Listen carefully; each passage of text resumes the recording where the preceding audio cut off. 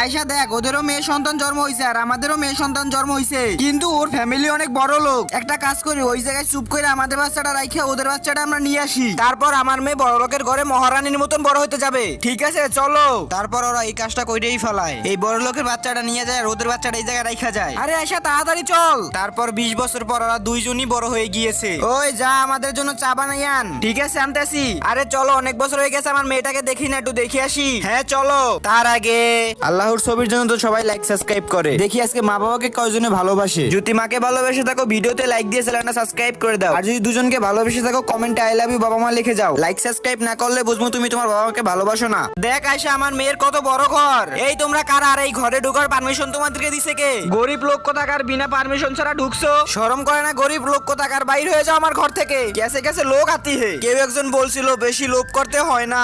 চলো তাড়াতাড়ি আমাদের ঘর থেকে বাইর হয়ে যাও, আর এদিকে জীবনও আসবে না। গরিব কোথা